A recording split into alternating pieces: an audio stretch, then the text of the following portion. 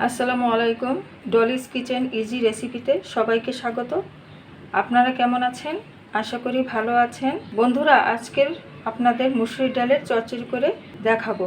তাই আমি চচ্চড়ি করার জন্য আমি নিয়ে নিয়েছি 1 কাপের মতো মুসুরির ডাল। মুসুরির ডালটা আমি ধুয়ে নিয়েছি। এখন আমি পরিমাণ মতো তেল দিয়ে দেব। প্রথমে দিয়ে দেব পেঁয়াজ কুচি,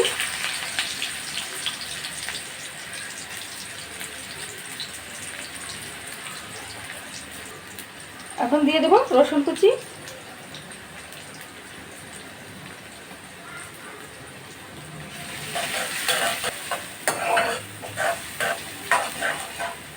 মুসুর ডাল দিয়ে দিলাম,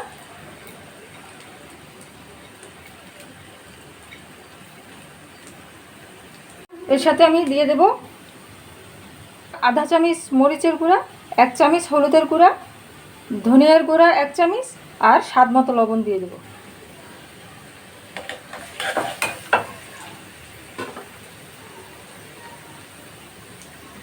দু তিনটা কাঁচামরিচ চেরা।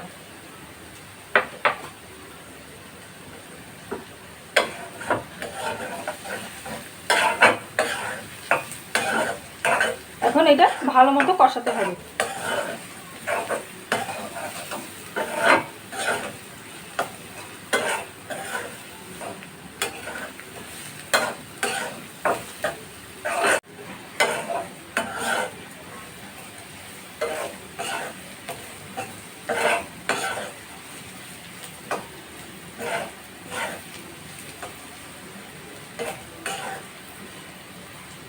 দেখুন ডালটা কত সুন্দর ভাজা হয়ে গেছে।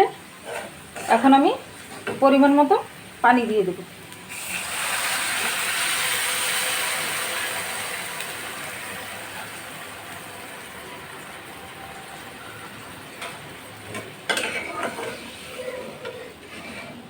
ফুটে ওঠার জন্য আমি চুলার আঁচটা বাড়িয়ে দেব।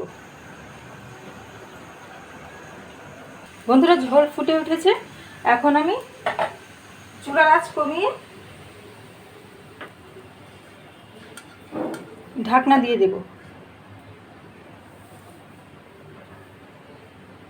এখন ডালটা সেদ্ধ হতে 10-15 মিনিট সময় লাগবে।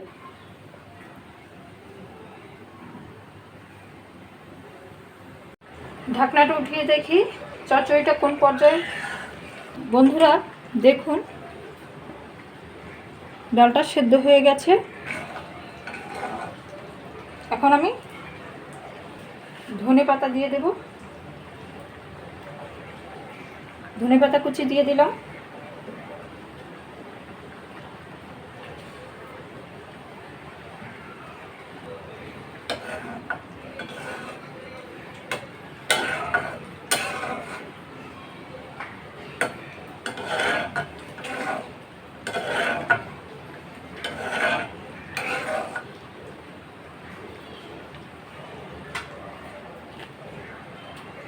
বন্ধুরা, আমার মুসুর ডালের চচ্চড়ি হয়ে গেছে।